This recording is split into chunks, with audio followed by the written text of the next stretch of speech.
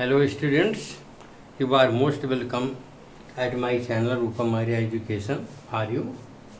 And today I shall teach you how to write the central idea of a poem, a photograph, and the poem has been composed by Shirley Thompson. ये 4 marks का आपके paper में आता है। आज हम लोग central idea लिखना सीखेंगे। तो सेंट्रल आइडिया लिखते समय हमें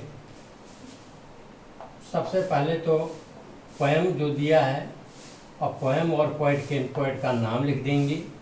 इसके बाद इसका इंट्रोडक्शन लिखेंगे जिसमें शॉर्ट में इसकी समरी और इसके बाद में इसका मेन थीम क्या है, जो केंद्रीय विचार क्या है उसको लिखेंगे।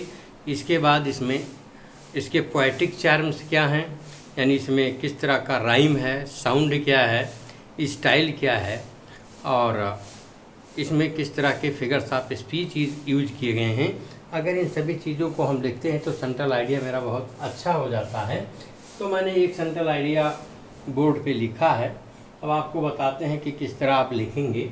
आप शुरू से अंत तक देखते रहिए और इसका नोट भी बना लेंगे, बहुत इम्पॉर्टेंट पोएम भी है। तो ए फोटोग्राफ आपका पोएम है और इसकी हिंदी फोटोग्राफ की आप जानते हैं, कोई चित्र या फोटो। और इसकी जो पोएटेस हैं कवयित्री, वो पोएटेस हैं शर्ली टॉल्सन। पोएटेस का नाम है, अभी आपको आगे इसमें लिखा मिलेगा, पोएटेस का नाम है Shirley Toulson. SHIRLEY, Shirley TOLSON. Shirley Thompson is the poetess. Okay, तो now we should start. Now यहाँ से हम स्टार्ट करते हैं। द पोएम, फिर पोएम का नाम आप लिखेंगे और आप इसको सिंगल कामा में कर लेंगे, ए कैपिटल और पी कैपिटल करेंगे। तो द पोएम ए फोटोग्राफ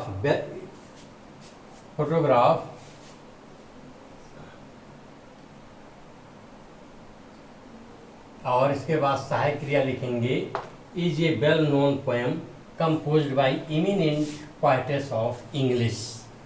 यहाँ पर इज ऑफ ऑक्सिलरी लगा देंगे और यहाँ वेल नोन का मतलब प्रसिद्ध और इमिनेंट का मतलब कुशल या निपुण। फोटोग्राफ एक प्रसिद्ध और बहुत ही प्रख्यात पोएटेस के द्वारा लिखा गया है। थोड़ा इसके इंट्रोडक्शन के विषय में आते हैं, समरी के विषय में। इन दिस पोएम द पोएट, आप चाहेंगे तो इसको यहाँ से स्टार्ट कर सकते हैं, इसका पैरा चेंज करके। In this poem the poetess sees a cardboard wearing the photos of her mother and 2 other cousins of her mother. इसमें पोएम में आप पाएंगे कि एक कार्डबोर्ड है, कार्डबोर्ड में 3 फोटो हैं और उसमें पोएटेस की माँ है और उसकी माँ के 2 अन्य चचेरी बहनें। Okay, it was shot, okay, जो ये फोटो लिया गया था, ये फोटो कहाँ लिया गया? तो it was shot by her mother's uncle on a beach on a holiday. ये जो फोटोग्राफ है इसकी चाचा के द्वारा समुद्र के किनारे या समुद्र के किनारे पानी में या समुद्र के किनारे भी सकते हैं और एक हॉलीडे पर लिया गया था। Her mother was the biggest एमिड बेटी एंड डॉली। जो बेटी और डॉली उसकी इनकी माँ की, पोएटेस की माँ की चचेरी बहनें थी। तो इनकी माँ जो है वो एमिड माने बीच में, सबसे बड़ी इनकी माँ है जो बेटी और डॉली के बीच में है। ओके, और her mother after her marriage used to laugh to see the dresses they had put on for the beach. यानी जब पोएटेस की माँ का ये चाइल्डहुड का समय है और चाइल्डहुड के बाद जब उनकी शादी हो जाती है और वह फोटो या फोटोग्राफ कार्डबोर्ड पर देखती थी तो उसको देख करके वो हंसा करती थी, ड्रेस को देखकर जो कि उन्होंने सी बीच के लिए पहन के रखा था। Okay, it was taken in childhood and the poetess was unborn then. यानी ये जो फोटो ली गई थी ये चाइल्डहुड की फोटो है और तब कवयित्री पैदा ही नहीं हुई थी क्योंकि उसकी माँ का शादी नहीं हुआ था। ओके, अब क्या होता है, 12 साल के बाद, यानी her mother died about 12 years ago, 12 साल पहले लगभग उसकी माता मर चुकी या मर गई। The poetess misses her mother, अब क्या है, पोएटेस अपनी माता को मिस करती है।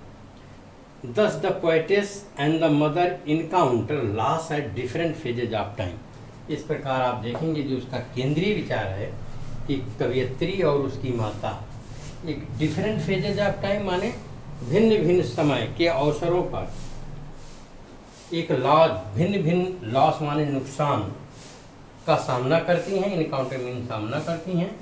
वन मिसेज हर मदर, एक अपनी माँ को मिस करती है, and the other had missed her childhood joys और लॉस, और दूसरी जो उसकी माँ है वह अपने बचपन की खुशियों और हंसी को मिस कर चुकी थी। ओके, क्योंकि वो पास्ट हो चुकी है, पोएटेस इज अलाइव। और यस, अब आते हैं पोएटिक चार्म्स। पोएटिक चार्म्स बहुत ही इंपॉर्टेंट पॉइंट होती है और इससे पूरे अंक आपको मिल जाते हैं। पोएटिक चार्म्स को काव्य सौंदर्य कहते हैं इसमें। तो देखें, पहला the poem is highly sensitive, यानी पोएम बहुत ज़्यादा सेंसिटिव है। इसमें आप देखते हैं 12 साल की बच्ची उसकी माँ की मृत्यु और फिर वो क्या मिस करती है माँ को वगैरह, तो ये ज़्यादा संवेदना से भरा है। It's rhythm and sound makes it appreciating. जो इस पोएम है फोटोग्राफ का, जो इसमें रिदम बना हुआ है, लय बनी हुई है, राइम है वो, और इसकी जो साउंड है पढ़ते समय आप पढ़ते हैं तो इसके रिदम और साउंड इस पोएम को एप्रिशिएटिंग बना देते हैं, प्रशंसनीय बना देते हैं। It is pathetic and humorous both. इस पोएम को पढ़ेंगे तो इसमें पैथेटिक भी पाएंगे और ह्यूमरस भी पाएंगे। पैथेटिक आप वहाँ पाते हैं थोड़ा दुख भरी, क्योंकि उसकी माता अब नहीं रह गई हैं, पोएटेस दुखी है। और दूसरा, इसकी माँ जब जीवित थी तो वो ड्रेस को देख करके हंसती थी। तो इसमें हम पाते हैं एक blend of pathetic and humorous sense, both, दोनों का मिक्सचर पाते हैं। और नेक्स्ट है इट इज़ रेटोरिक। रेटोरिक कहते हैं अलंकारिक को, फिगर ऑफ स्पीच। ये पोएम आपका रेटोरिक भी है, जैसा कि पोएटेस हैज यूज्ड ऑक्सीमोरन, कवित्री ने ऑक्सीमोरन का प्रयोग किया। ऑक्सीमोरन का मतलब विरोधाभास, फिगर ऑफ स्पीच। जब आप पढ़ेंगे तो लेबर्ड और ईज, ये आराम होता है, इसका मतलब संघर्ष, स्ट्रगल्ड। तो दो opposite words side by side रखे गए हैं। तब जो opposite ward side by side रखते जाते हैं तो उसमें ऑक्सीमोरन फिगर ऑफ स्पीच होता है। इसमें ऑक्सीमोरन फिगर ऑफ स्पीच का प्रयोग किया है। एंड एलिट्रेशन इन, एलिट्रेशन का प्रयोग किया है। It's silence silences. देखिए आप यहाँ एलिट्रेशन को कहते हैं अनुप्रास अलंकार। ओके, अनुप्रास अलंकार कहते हैं क्योंकि इसमें एस आया है। तो इस प्रकार से सेंट्रल आइडिया आपको समझ में आ गया होगा और आप इसको नोट कर लें और याद कर लें। बहुत ही इम्पॉर्टेंट है, पेपर में नियरली 4 मार्क्स का आता है। Thank you for watching this video.